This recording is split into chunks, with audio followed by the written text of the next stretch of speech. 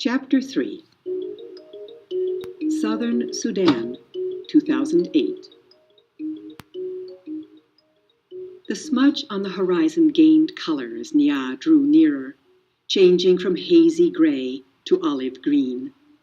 The dirt under her feet turned to mud, then sludge, until at last she was ankle deep in water. There was always so much life around the pond. Other people, mostly women and girls, who had come to fill their own containers. Many kinds of birds, all flap and twitter and caw. Herds of cattle that had been brought to the good grazing by the young boys who looked after them. Nia took the hollowed gourd that was tied to the handle of the plastic container. She untied it, scooped up the brown, muddy water, and drank. It took 2 gourdfuls before she felt a little cooler inside. Nia filled the container all the way to the top. Then she tied the gourd back in place and took the padded cloth donut from her pocket. The donut went on her head first, followed by the heavy container of water, which she would hold in place with one hand. With the water balanced on her head and her foot still sore from the thorn, Nia knew that going home would take longer than coming had. But she might reach home by noon, if all went well. Southern Sudan, 1985. The tears were hot in Salva's eyes. Where had everyone gone? Why had they left without waking him? He knew the answer. Because he was a child who might tire easily and slow them down and complain about being hungry and cause trouble somehow. I would not have been any trouble. I would not have complained. What will I do now? Salva took a few steps to see what he could see. On the far horizon, the sky was hazy from the smoke of the bombs. About 100 paces in front of him, he could see a small pond. Between the pond and the barn was a house, and yes, a woman sitting in the sun. Holding his breath, he crept closer until he could see her face clearly. The ritual scar patterns on her forehead were familiar. They were Dinka patterns, which meant that she was from the same tribe as Salva. Salva let out his breath in relief. He was glad that she was not Nuer. The Nuer and the Dinka had a long history of trouble. No one, it seemed, was sure where Nuer land ended and Dinka land began, so each tribe tried to lay claim to the areas richest in water. Over the years, there had been many battles, large and small, between Dinka and Nuer. Many people on both sides had been killed. This was not the same as the war that was going on now between the rebels and the government. The Dinka and the Nuer had been fighting each other for hundreds of years. The woman looked up and saw him. Salva flinched at her glance. Would she be friendly to a stranger? Would she be angry with him for spending the night in her barn? But at least he was not alone now, and that knowledge was stronger than the uncertainty about what the woman might do or say to him. He walked toward her. Good morning, Auntie, he said, his voice trembling. She nodded at him. She was old, much older than Salva's mother. He kept quiet, waiting for her to speak. You must be hungry, she said at last. She stood and went into the house. A few moments later, she came back out and gave him 2 handfuls of raw peanuts. Then she sat down again. Thank you, Auntie.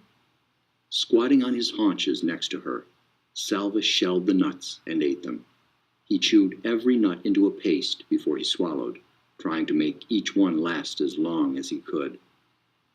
The woman sat without speaking until he was finished. Then she asked, Where are your people?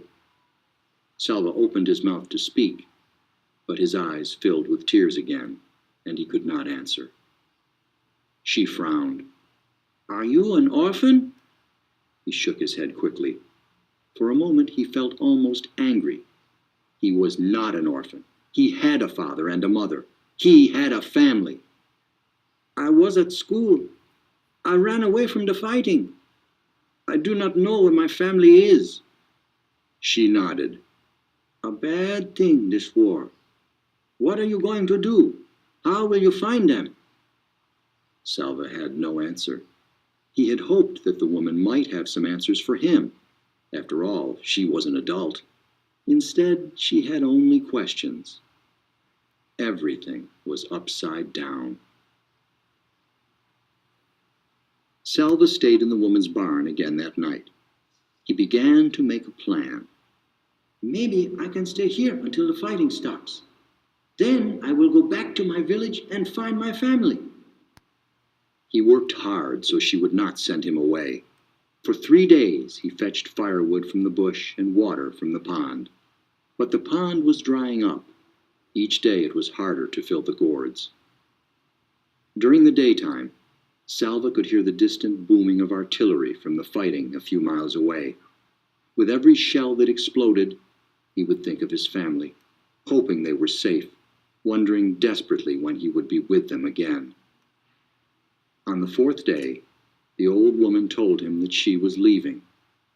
You have seen that the pond is only a puddle now. Winter is coming, and the dry season, and this fighting. She nodded her head in the direction of the noise. I will go to a different village near water. You cannot stay with me any longer. Salva stared at her as panic rose inside him.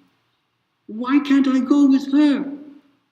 The woman spoke again before he could ask aloud. The soldiers will leave me alone, an old woman on her own.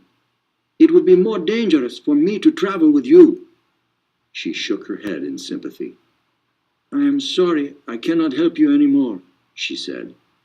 Wherever it is you walk, just be sure to walk away from the fighting. Salva stumbled back to the barn. What will I do? Where will I go? The words repeated themselves 1,000 times in his head. It was so strange. He had known the old woman for only a few days, but now he could not imagine what he would do once she was gone. He sat inside the barn and stared out, looking at nothing. As the light grew dimmer, the noises of evening began. The buzz of insects, the rustling of dry leaves, and another sound. Voices? Salva turned his head toward the sound. Yes, it was voices. Some people were walking toward the house, a small group, fewer than a dozen. As they approached, Salva took a sharp breath. In the fading light, he could see the faces of those nearest him. 2 of the men had patterns of V-shaped scars on their foreheads. Dinka patterns again, the kind that were given to the boys in Salva's village as part of the ritual of becoming a man. These people were Dinka too. Could his family be among them?